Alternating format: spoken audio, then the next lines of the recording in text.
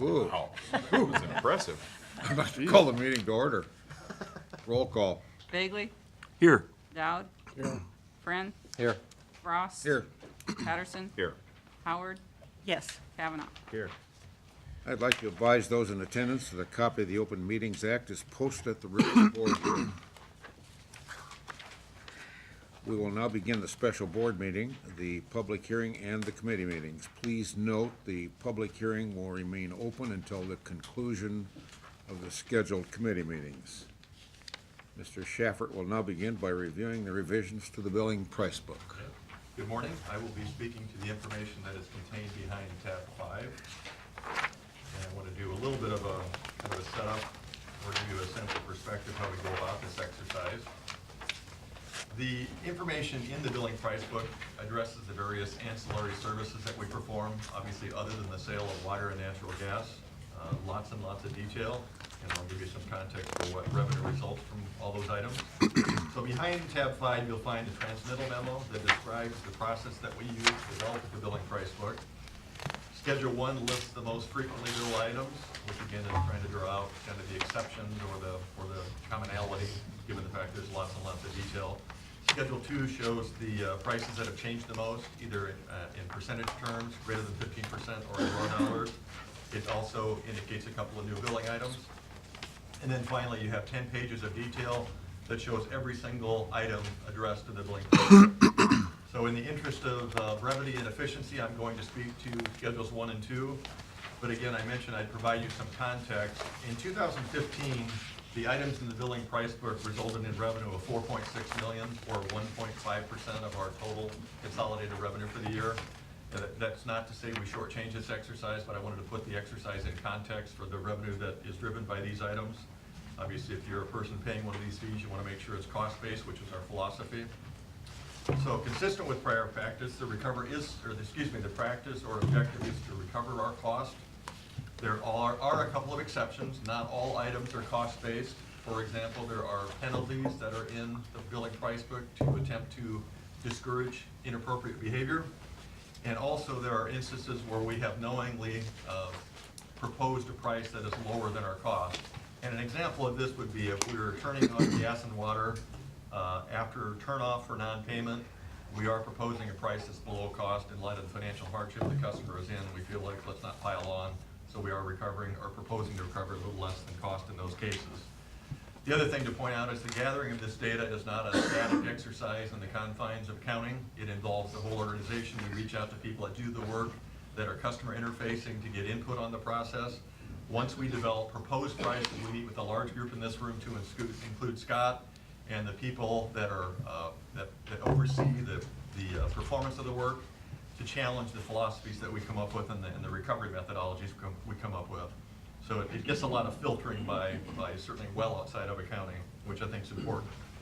So with that said, I would like to turn to Schedule 1. And again, it's not a long list, but these represent the most frequently billed items. So the first is field service labor. I want to make a couple comments on that. You can see the hourly rate is $149, and the half hour or up to a half hour is a calculation based on that number. And that is a buildup that starts with composite wage rate. You add on the benefit factor, you add on supervision costs, tools, the cost of a van, dispatch. I mean, there are lots and lots of layers to get a field service tech to arrive at a premise to do the work. So that's why that number is 149. The reason a half hour is not half of that, it's not half of 149, is that it's a half hour of work time and 11 minutes of travel time. So it's actually a ratio of 41/60th, which gets you to the half hour time.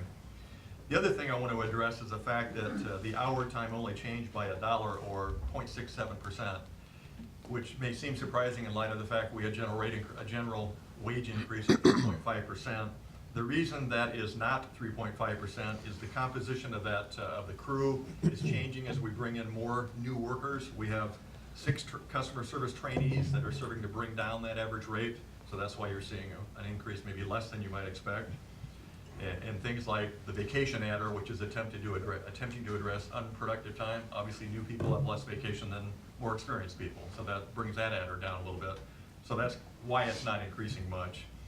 When you move to item 2, the turn on for gas and or water, you see no change in those.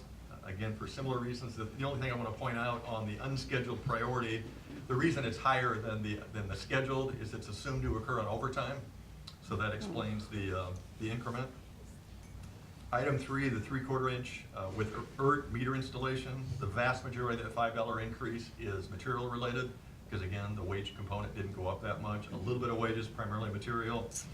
And item 4 does go up more than you'd expect, given the things I've just been pointing out. And the reason for that is when we explored how this had been calculated, we determined that there was some double counting going on of the taps. This is a 2-person job, and what was happening in certain instances is both the helper and the lead were turning in account for that tap. So it served to overstate the count of taps, which understated the cost per tap. We're addressing that and fixing it, and we'll increment it, we'll reflect an increase over time to bring that back up to cost. But that was something we discovered with Mr. Buglup's help, so that was helpful that he played a part in that exercise. That's all the comments I wanted to make on that page, unless there are any other questions. Yes, Tim? Are we starting to see some savings because of our use of GPS for being more efficient in the way we respond to service calls? I would think at some point we would start to realize some of the savings as a result of our efficiencies. And I think that's true. Ed, can you speak to like work being done that is like increased jobs or number of orders performed? That in conjunction with the home-based, we're seeing an increase in the amount of orders we're working.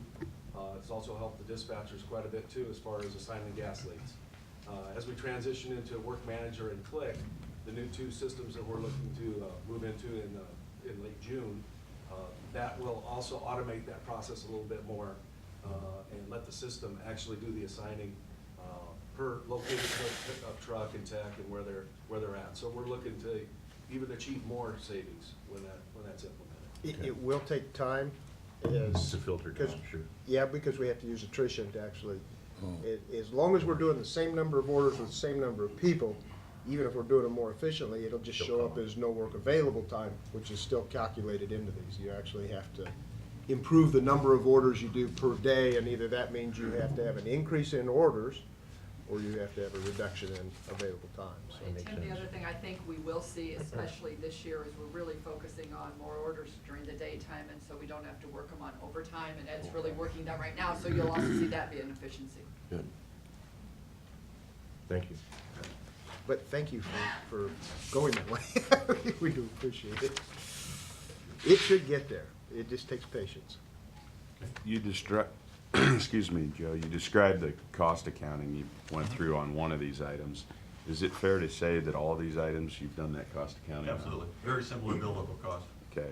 In And some cases, it's material components as well, Steve. The first one I talked about was just labor. gotcha.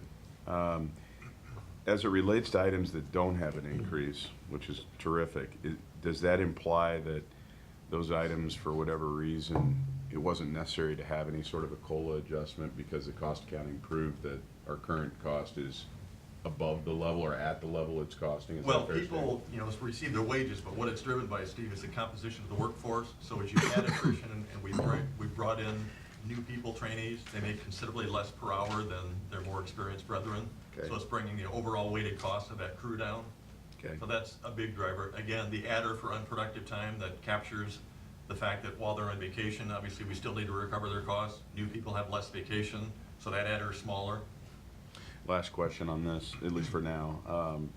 You mentioned discouraging inappropriate behavior. Just for the record, can you kind of talk about what you're Yeah, in talking fact, there's about an there? example of a new fee on the next page that kind of gets to that.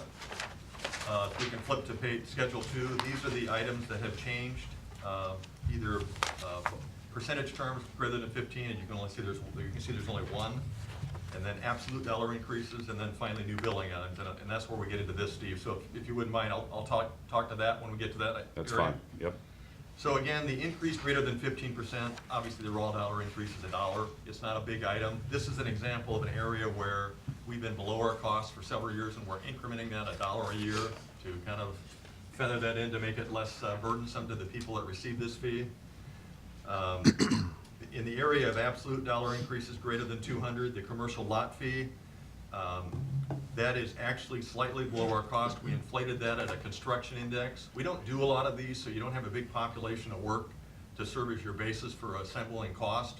So we thought the fairest thing to do was to use a construction inflation index. That was something that I think several of us that we've met in the big group thought was the most appropriate way to address that. The large water taps went up $262. The vast majority of that is material cost increases.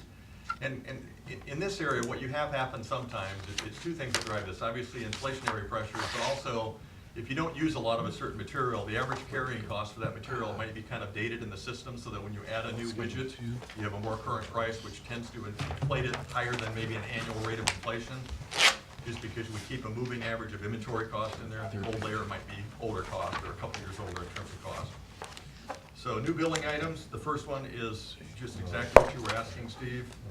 Right here. And obviously, the people that are customer facing understand this a lot better. This is something that I think Stephanie Mueller wanted to add, and it's a penalty for turning on service that's been disconnected for non-payment, and yet we're seeing usage. So somebody was pretty good mechanically and decided to turn it back on themselves. And when we discovered that, we assess a penalty to dissuade that kind of behavior. That's one example, Steve. There are others, but that's a new billing item. And the second new billing item is a fee for customers electing not to have an ERT. I think the board's well aware of the fact there's an ongoing initiative to equip meters with ERTs or electronic reading devices. We're at 77% per Steph's last month of report. And obviously that's driven in efficiencies from a meter reading standpoint. So if somebody says, I don't want that, we're going to assess a fee because we're going to incur incremental cost to do that. So that's the reason for that new fee. I guess, this falls into the category of I'm not sure I understand. So the ERT is a choice we give to our ratepayers, is that correct? It's not a choice, we're doing it. We really, yeah. Actually, what happens, Thanks, Steve, Ron. is we try to make it mandatory, and I've given the opinion from a legal standpoint, we can make it mandatory. There are some groups out there that believe the radio waves are a health issue, even though there's such a low level. There's other studies that say that's just Okay. not the case with this type of thing. However, if a customer is serious and concerned, I believe Stephanie, and I don't want to speak for her and her group, have decided, okay, if you're that adamant about it, we won't require you to have an ERT, but then you're going to have to pay the cost for us to come out and read your meter. So it's been a rare occasion, is my understanding, Stephanie. I know I've addressed it legally. I believe we could compel people to have ERTs if we wanted to, but customer service and Scott's made the decision we won't do that if they're sincere in their beliefs that they're concerned about a potential health issue and that they're gonna have to pay them for the service to read the meter. Okay, thank you for the perspective. And the only other thing I wanted to point out, and I don't expect that you've reviewed the 10 pages of detail line by line, but there is an item, we've slightly broadened the definition of impact fee. So from a formatting perspective, when you look at the detailed schedules, we line through when we change something or get rid of something and replace it. And that's on page 8 of 10 of the detailed schedules. And it's broadening the definition of impact fee slightly to more fully address the various means to add water system capacity. Not a dramatic change, but it's a change, and so we wanted to draw your attention to it. And this, again, is a fee-based, assessed based on the size of the water meter. But again, it's about system capacity. That was previously called capital facility fee and changed to impact fee. I think it was last year to more, to be more consistent with the way it's referred to in the industry. Are there any further questions About any of this? about any of this? Well, let me see. You don't have to, Timothy. It's not a It's gotta start. requirement. On page 5, tap and inspection, that's a significant decrease. And I apologize if you covered this, I was trying to track it as you talked about it. We go from 508.19 to 348. At the bottom of the page. Oh, yeah, I see it. Billing price book, page 20. Page 5 of our I do see it. detail. I can't remember why. And actually, that's not a decrease, that's just, we're not recovering total cost. It's still moving. Oh, yeah, that's, Moving it towards. exactly, that's the. Well, actually, we did increase it, but we're Yes. still a long ways from recovery. That's that Well, double Correct, count I deal stand that he corrected. talked about. And Tim, that's what the bust in the count was. It was so Okay. overstated that the cost was real, so that's the true cost based on the Okay. correct count, and we're gonna feather it in. That makes sense, thank Yeah. you, and you did talk about that. Yeah, no Thank problem, you. no problem. Joe, on page 2 of 10, it's the second to last item. You address it in your presentation, the turn-on, Right. the fee assessed for those who had their service turned off.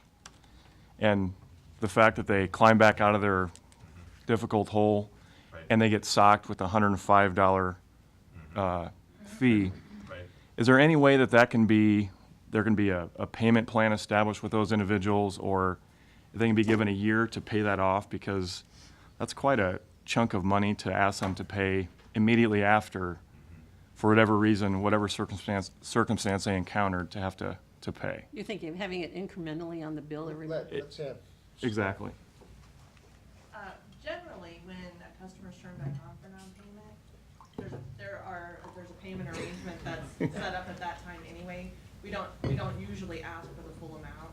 We ask for a certain percentage of the previous balance, so. And that would include any charges. That would include. Okay. And our actual cost is $120. What does that entail? Is that something that the costs are incurred downtown in customer service? Where are the costs involved in a turn-on? Is it That's part of it, but it's The also visit to the dispatching house? coming to turn on. Relighting pilot lights if the gas was turned off, that type of thing. Yeah, it's rolling a truck. Going to the premise and turning the gas back on. If you're turning gas back on, you're relighting appliances. Apparently you haven't called a plumber lately, because they charge you $100 just to come to your door. Apparently I pay my bill each month. That's not what I'm talking about. I'm talking about just having a plumber come to your door. They charge you $99 before they turn a wrench. I guess so. That's all I'm I was trying to just compare it curious, to. yeah. I'm not.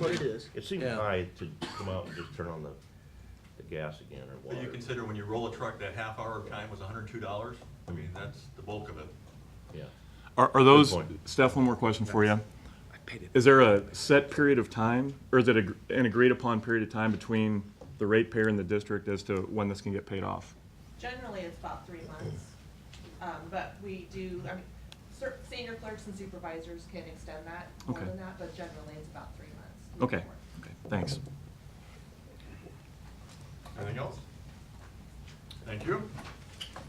Is there any member of the public who would pay my bills too. like to comment on the proposed revisions to the billing price book?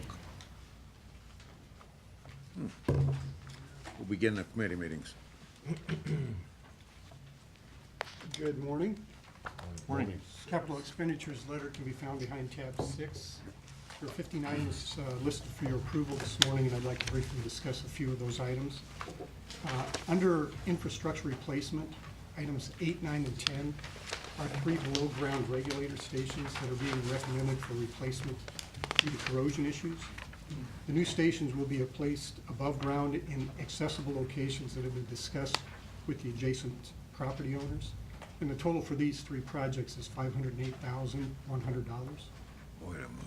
The next item I would like to mention is item number 1, under buildings, plants, and equipment. This is a $275,000 request to replace 8 existing pickups. The new vehicles being requested are recommended to be gasoline fueled, as several of them will be assigned to some of our outlying plants that do not have CNG refueling capabilities. Several of these vehicles have over 150,000 miles, and many of them are at least 15 years old.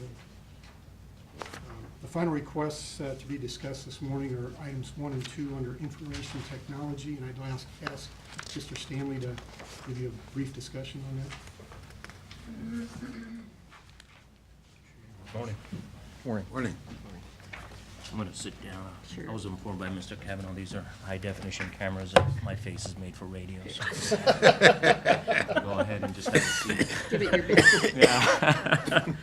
Just want to take a few moments to further elaborate on the 2 capital requests as presented by Mr. Reisner. If you don't mind, I'd like to start off with the second item first. This is a reallocation of our existing SAP licenses. The total number of licenses that was procured back in 2006 is not changing. We procured 872 at that time. As part of our due diligence, we review our licenses with SAP each year. In the past, the need to reallocate licenses was not warranted. However, in 2015, the district had an influx of not only the number of users from areas such as customer service, customer accounting, water and gas distribution, and field services, but the manner in which they were utilizing the system by performing multifaceted and complex transactions. Based on this, we are required to move 225 licenses from an application limited category to an application professional category to remain compliant with our SAP master contract. I would like to mention. Can I interrupt? Yes, sir. Can you reread that sentence again? Sure. I put, we are required to move 225 licenses from an application limited category to an application professional category. All right, thank you. Right, and that just to remain compliant with our contract. I would like to mention that because of this review, we have an opportunity to reduce or eliminate non-essential licenses, which will produce additional savings of approximately $50,000 in O&M for 2016 and beyond. The termination of those licenses are under review with SAP, and I'll be more than happy to bring those back for you next month for review.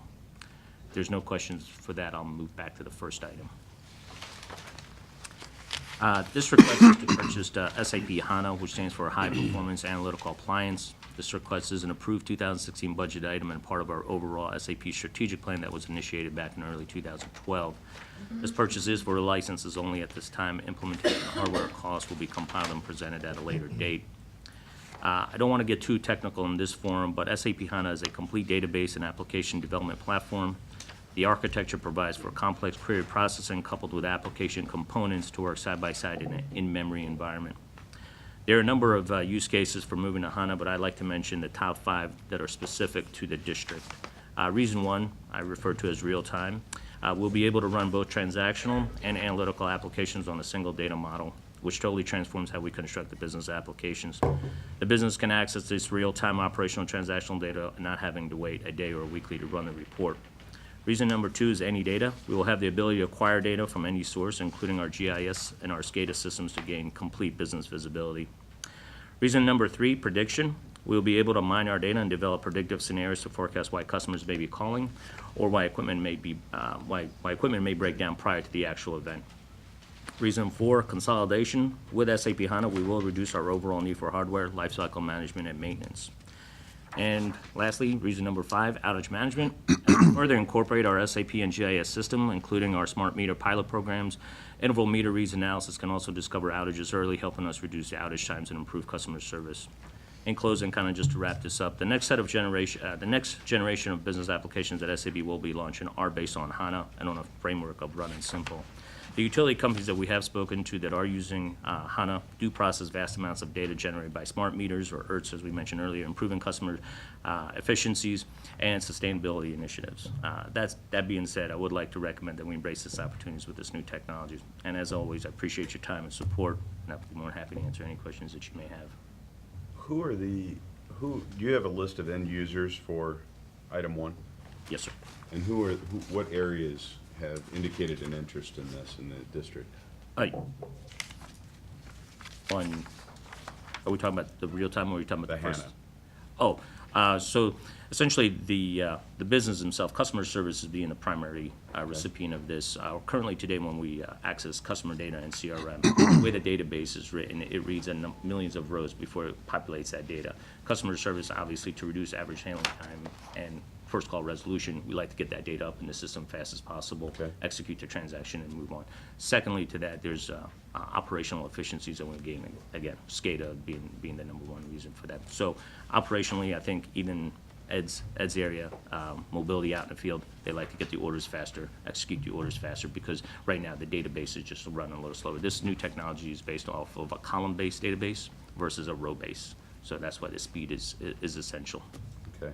So 2 primary areas that you anticipate using it, or that the district anticipates using it? Those are the 2 main areas, but I think realistically, all of the district will be using it and gaining the advantage of it, especially on the predictive side, again, for customer service and also for the equipment breakdowns. I always think it makes sense to look for technology solutions, especially in terms of improving service, reducing costs. Right.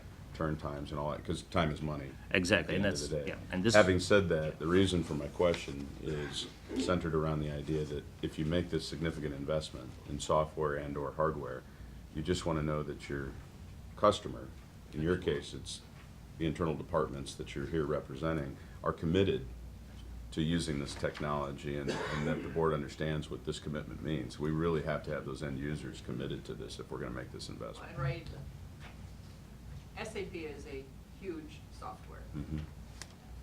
It's hard right now to get data out of it, to use the analytical tools to really use that data to help us.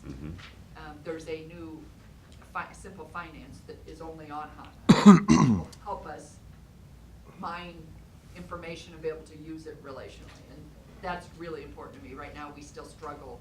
We spent 2 or 3 months actually doing a project just to get the data out of the system. At So- the end of the day, it's good for the ratepayer to have that kind of technology embraced. Absolutely. It's good to have the efficiencies that are created and the cost reductions that are created, provided that the end users, internal departments, are truly committed to using it. Otherwise, It's a waste of money. it's a waste of money. you're right. I just wanted There to really won't be hear. any, I mean, they will be using it, and they won't have any choice. Yeah. But it'll also help them do And additional. that's what I was trying to get my arms Yeah. around, because the Absolutely. head of IT can sit here and say, this is what we're doing, but unless I hear the end users committed to it, that there's Yeah, a just, disconnect. we no longer bring any IT projects to the board without the collaboration efforts of the business and ourselves. Everything that we do going forward has always been in conversations with the other VPs from the operations. It I, is, I assumed as much, just always good to, but no, it's good to hear. It's always good to hear. Yeah, so we don't work in a silo. Thank it you. is important to note, this is the purchase of the software. That's correct. I mentioned that. Yeah, there's obviously implementation costs and things like that, but we buy licenses to do proof of concepts internally first before we roll it out, so there may be some additional costs, but we wanted to make sure we're transparent. And we've budgeted for those What, additional oh, costs. Tim, go ahead. I want to say, and from time to time, we should remind our ratepayers that the information we mine is for our use. It's not sold, it's not used, it's protected. Absolutely. That's correct. It's safe, so when we talk about using the data, it's for our use and no one Absolutely. else's. Yeah, we don't give out any data unless it comes from Mr. Bucher to anyone, whether it be the World Herald or anything. So we know our data is always secure and it's always to us. And there's security protocols within SAP who can access that data. Thank you. And Ray, one more question. Yes, sir.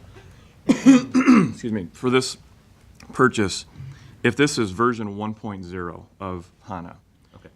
will we be, if there's an upgrade within the application, is that a seamless transition, or will we be charged for the upgrade to a 2.0, for example? This is a one-time license purchase. Any upgrades after that is based off because you pay support, so they come in essentially for free. The only time, to be fully transparent, there is some time for testing from the user standpoint, from an IT standpoint, but as far as the upgrade itself is free. That's part what you pay for support. And to piggyback on Steve's question, once this is implemented, will there be training for those end users to know how to utilize this Oh, application? of course, yeah, Okay. like in any application, we always provide that training. Okay.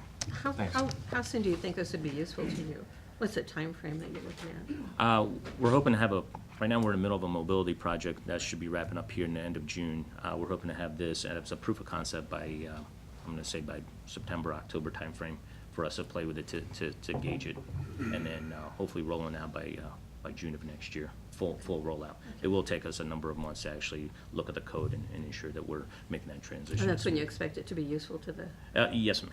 Yes, ma'am. Okay, Yeah, it's thank just, you. some of these do take a little while to making sure that we're mitigating risk as best we can. You know, we've discussed over the years, the modules of SAP that we're using and not using. Correct.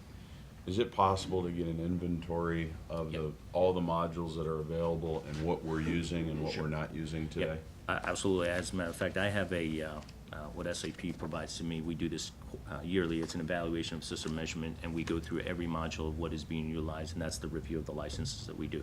So again, if we have a license, for example, if we purchase, say, 100 license and we notice there's only 50 users, we'll go ahead and take those 50 licenses, so we don't longer pay support on those. If you could share that with me, I'd appreciate that. I would definitely do that. Thank you. Sure. Okay. Mr. Reisner. thank you. Thank you.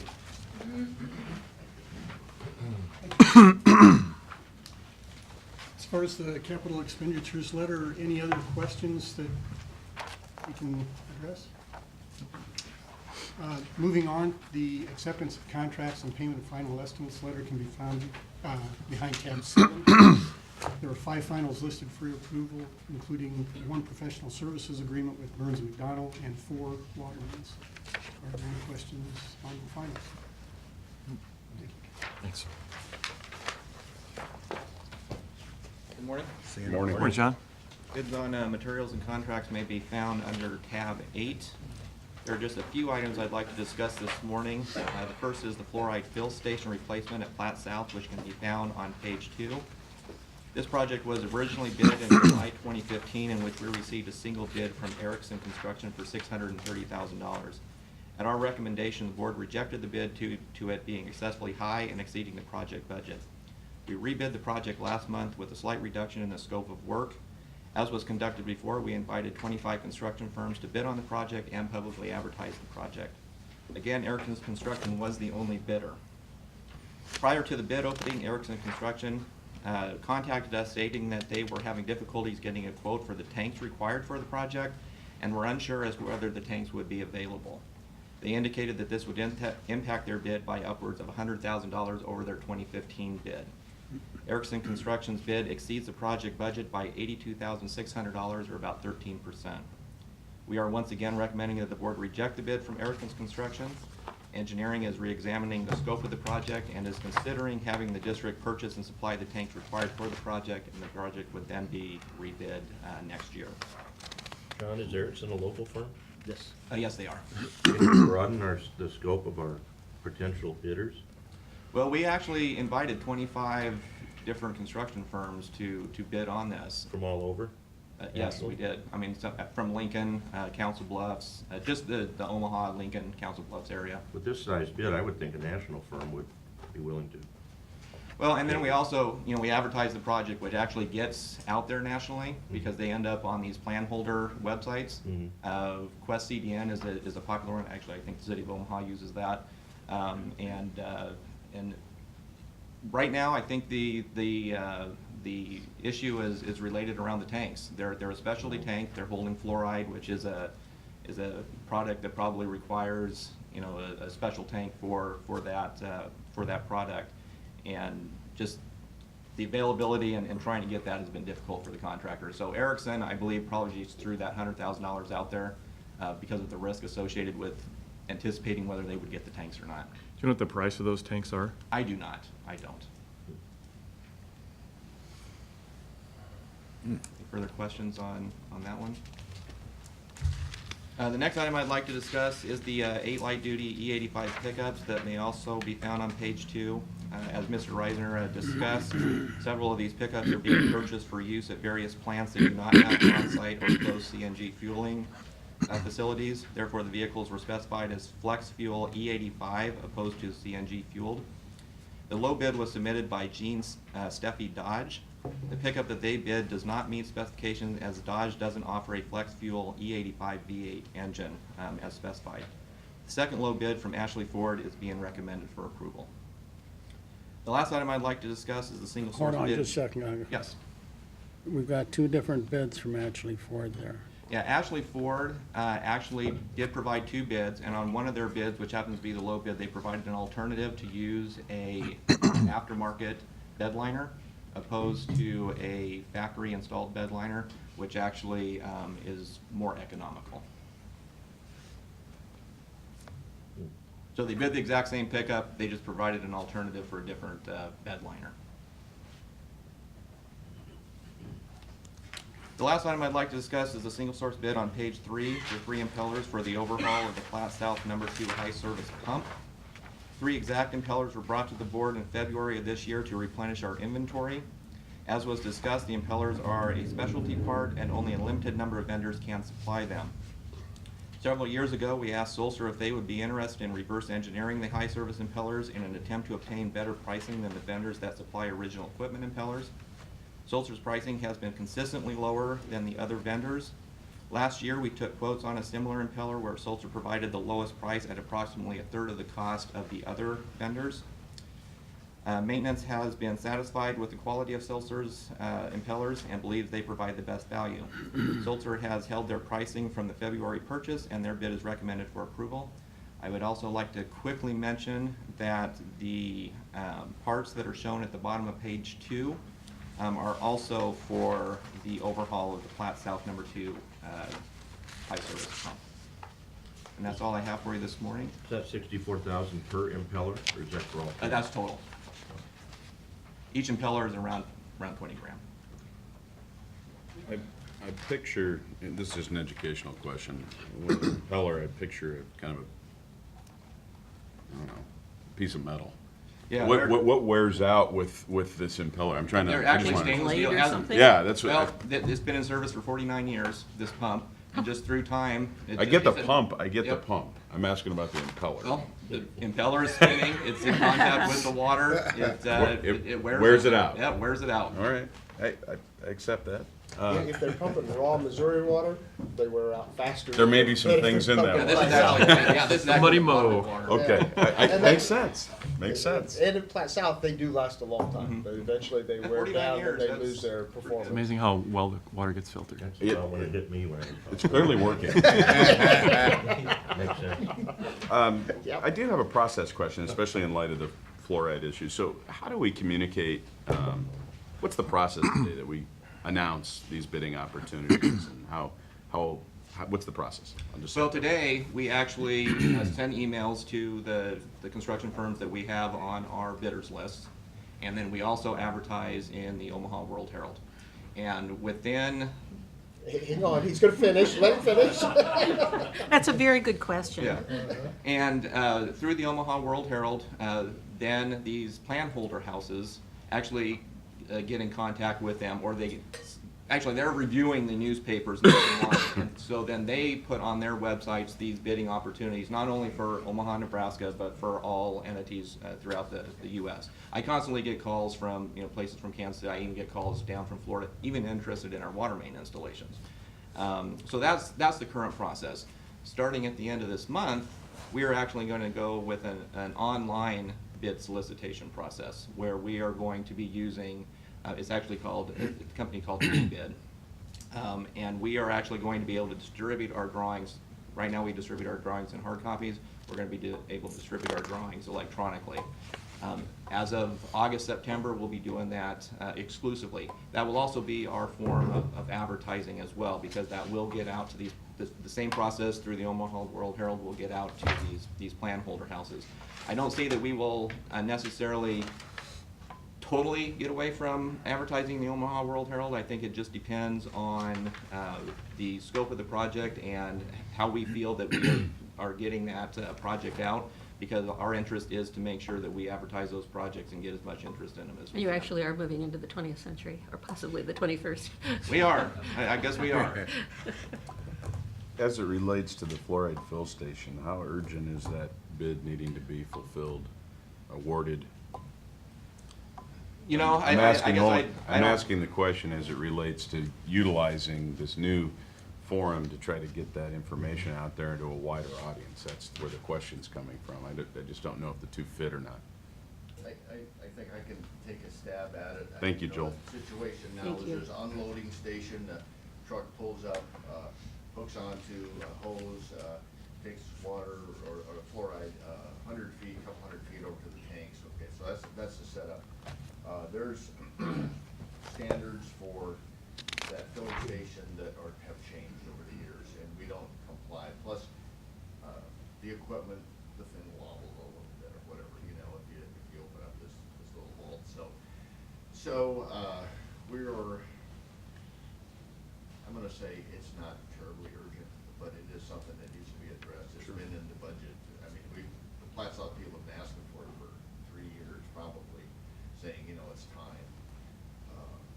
And so, I don't know if that gives you a feel for kind of where we're at. In essence, it's necessary, but not time critical. We're not under a Everything mandate. inside No. the plant has been addressed. Any safety issues inside the plant, berms to catch leaks, sensors to sense when there's a leak inside the plant. So, we did that. We pulled that out of that project from last year and went ahead with that. But this unloading station and the tank itself and the pipe that goes there should be an eye wash station in the vicinity, some things like that. Question, thank you, Joe. The question ultimately comes from, I guess it circles back to Mr. Kavanaugh, as it relates to getting this, making the public and those who might bid, and a larger audience of those who might bid aware. And if it were July or August, which is 2 months away, if there's not a regulatory or a safety situation here, does it make sense to try to use the new technology to propose it? That's, And I think the timing, we will be using the technology. We will be rebidding it next year. so, okay, very good, thank you. Any other questions? All right, thanks. Hey, Ron. Very good. The main extensions letter can be found behind tab 10. There are 2 water main projects listed for your approval this morning. The first item, the developer has opted to contract the main installation themselves. Any questions on the main extension? J&L, Mr. Kubat. On tab 11 is the final legislative report. The first paragraph mentions that in the short session, if bills don't pass, they've got to go back to go and start all over. So items that have been indefinitely postponed or no longer exist unless they're reintroduced next session.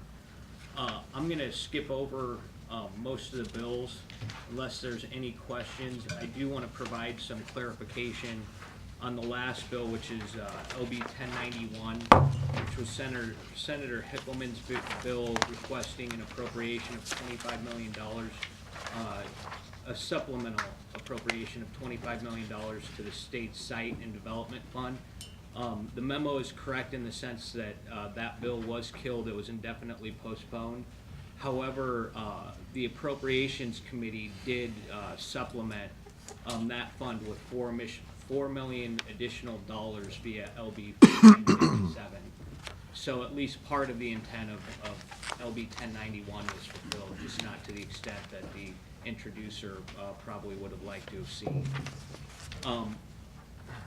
And more than happy to come back and answer any questions on legislative bills, but if I could, I'm going to move on to the interim studies that are going to be monitored on behalf of the district. LB 552, introduced by Senator Har, is an interim study to develop a plan to address funding and budgetary issues related to climate change. We know as much as the one-liner in the bills right now. That's pretty broad in scope. It'll be interesting to see how that committee narrows down that study. LB 597 from Senator Marani looks at the financing mechanisms available to political subdivisions to issue bonds without a direct vote of the taxpayers. LB 512 was one that we've previously discussed from the Business and Labor Committee. That's to examine the Commission of Industrial Relations. And then Senator Smith has a couple of bills. One to look at whether the One Call Notification System Act should be updated. I've spoken to Senator Smith about that, and he is looking forward to getting together with the One Call Board to look at potential issues related to the One Call System Act. Senator Smith also is looking to do a study of the jurisdiction and structure of the Nebraska Public Service Commission. And then lastly, Senator Har has an interim study to review the administrative rate review process currently conducted by the Public Service Commission. Certainly going to know more as those studies develop over time. I'm more than happy to answer any questions if you have any.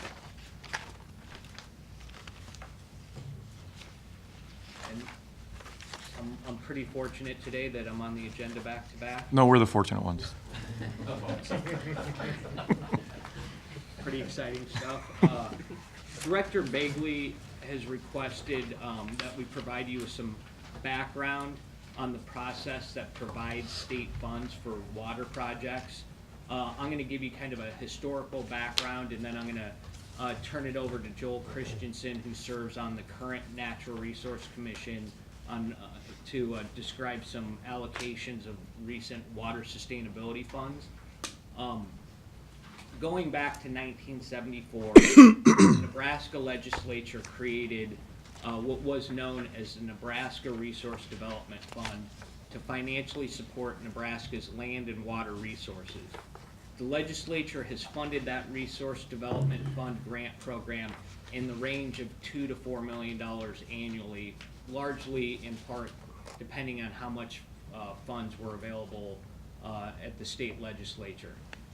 Collectively, over 40 years, the Resource Development Fund has provided $107 million in financial assistance for 71 projects statewide. To a large degree, these were dam building projects.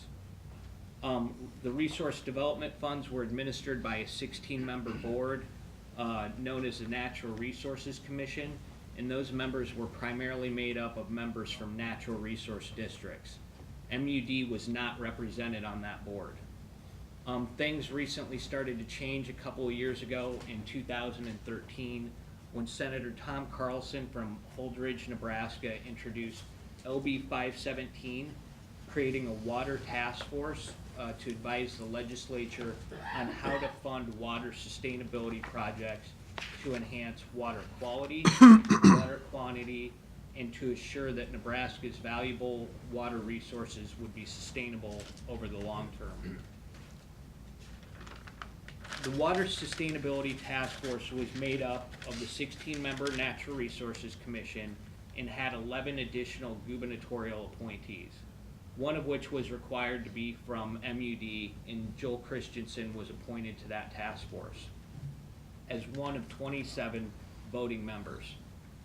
In December of 2013, that task force submitted a legislative report outlining the critical need for enhanced funding for water projects to assure Nebraska's use of its water resources would be sustainable over the long term.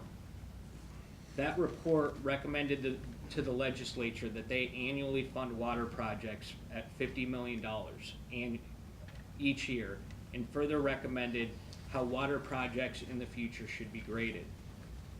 In 2014, the legislature passed LB 1098, which incorporated many of the task force recommendations with the exception of the annual $50 million funding request. LB 1098 created a new 27-member Natural Resources Commission with one member required to be represented by M.U.D, and Joel Christensen was again appointed to serve on the new Natural Resources Commission. LB 1098 would start with an initial $32 million legislative appropriation with legislative intent that that fund would receive $11 million annually. 10% of the Water Sustainability Fund pool is directed to assist CSO, or combined sewer overflow projects. Right now in the state of Nebraska, there's only one, that being Omaha. The Natural Resources Commission has gone through their very first grant cycle. Going forward, grant requests will be due annually at the end of July. Of the initial $32 million, $3 million was taken off the top to fund pre-existing older resource development fund projects. That left $29 million, $2.9 million of which was directed to Omaha's CSO project, and the Natural Resources Commission allocated roughly $11.5 million for water projects, leaving roughly a $17 million balance in their fund. More than happy to answer any questions, but I was going to turn it over to Joel to kind of discuss the water sustainability funds. Thanks, Rick. So the commission approved a number of projects using the new scoring system that was developed to reflect water sustainability. As Rick said, you know, the purpose of it is to protect our waters, make them sustainable, both quality and quantity, protect property, protect public water supplies, and which is an issue that I don't think was on the previous fund. Projects with multiple benefits would score highly. So, and that was by design. So if one project helps in several areas, obviously they're going to get points in all those areas. And the prime example of that with the projects that we got was Hastings, Nebraska. They're dealing with some contamination in the aquifer that they use for their public water supply. And instead of just approaching it, well, we need to remove these contaminants so that our water is potable and safe, they took the approach, along with the local NRD, to try to protect the aquifer. So they got multiple points. So they were by far the highest scoring project. A couple other comments about projects. One of the, let me back up a little bit. There was a small project category, which was another 10%. So 10% went to CSO. Another 10%, up to 10%, could be allocated to projects that were small or under $250,000. So 8 of those 13 small projects, which were all funded, had to do with aerial mapping. And it's kind of a new technology, but it has been done, it's been proven.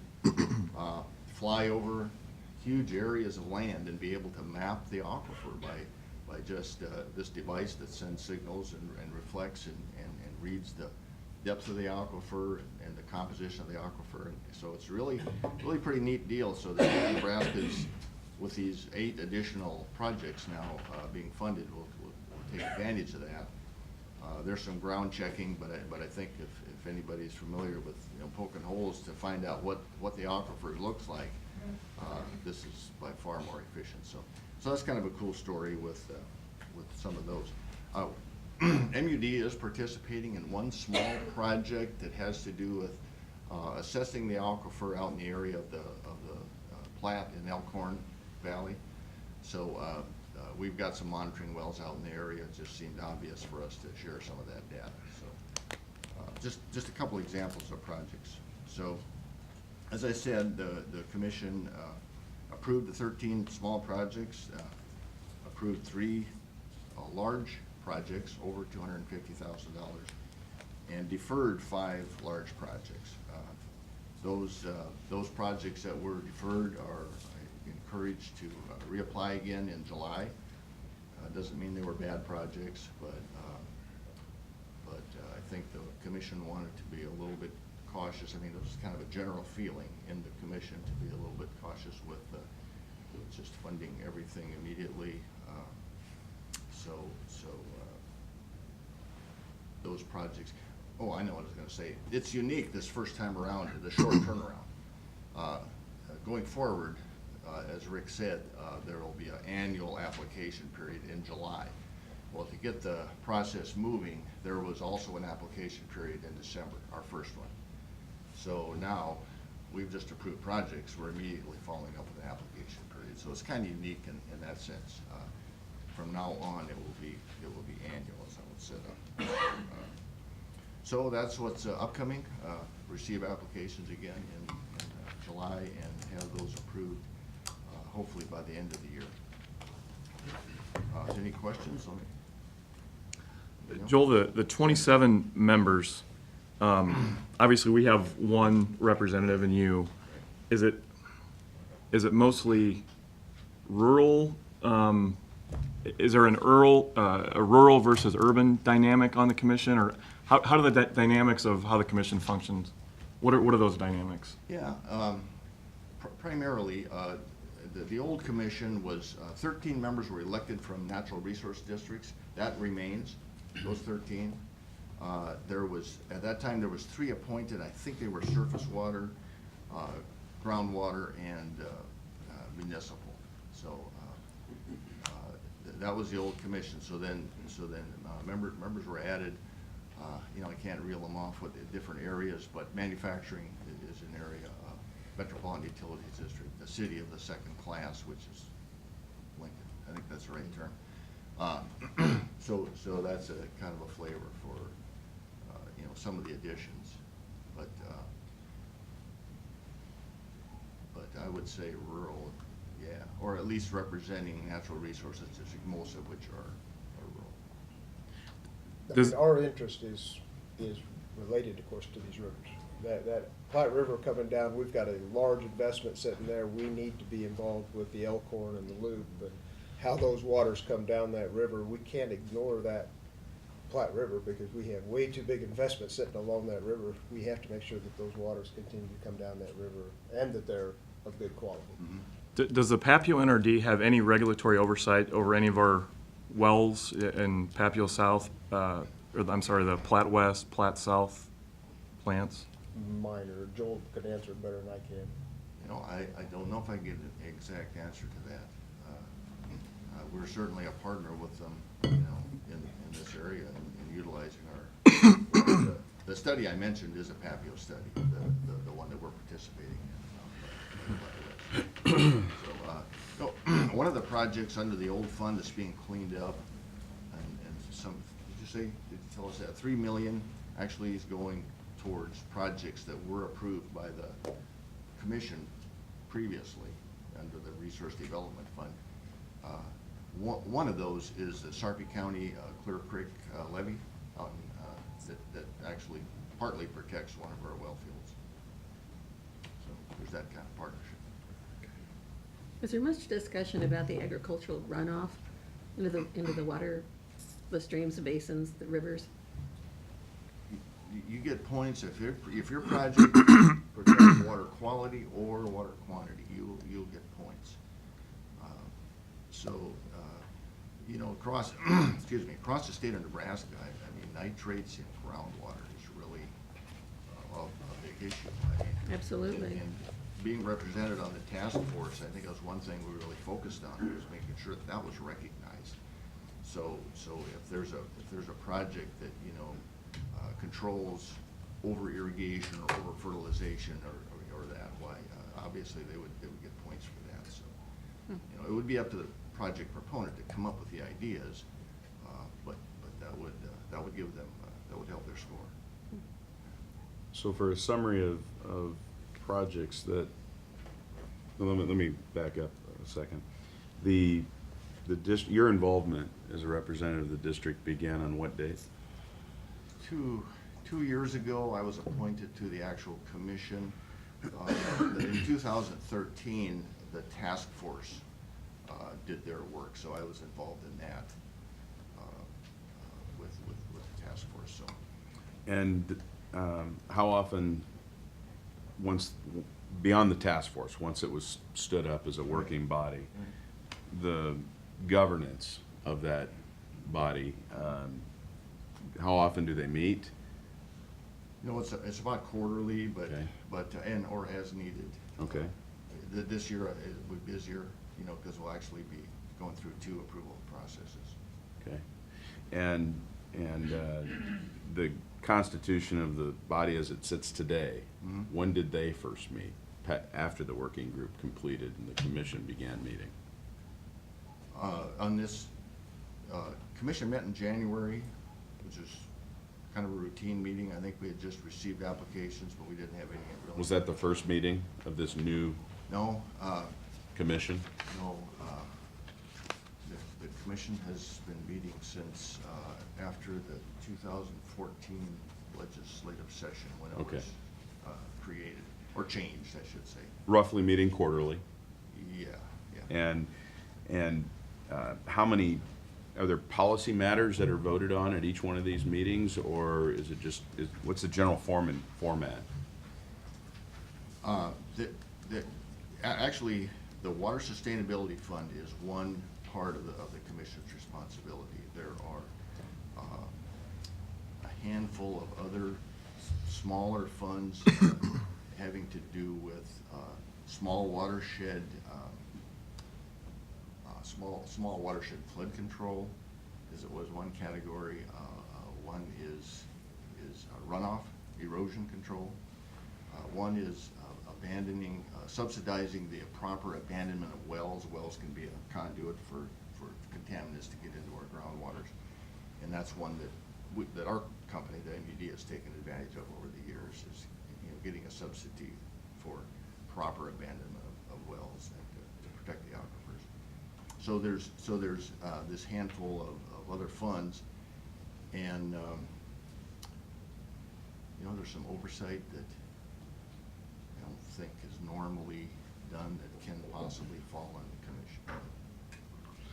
So, is there an executive summary that we could be provided that would summarize the authority that this institution has, and a summary of the policy action that's been taken since M.U.D's involvement? Oh, I think so, sure. Okay. I think that'd be interesting to understand how that works. Also, the question was raised about regulatory authorities, and I guess it would be useful, I think, to me, and I would imagine others, to have Ron's opinion on that formally, if I could request that. I certainly would like to know if We did attach Title 261 as one of the other attachments, so it Okay. is now in the regulatory books of the state of Nebraska. So. The question was asked, do they have authority over our plants and assets, if I'm paraphrasing appropriately? Actually, it was the NRD, I think, had authority. Correct. over our plants and Correct. assets, not this commission. So- Correct. Let me specify my question more articulately.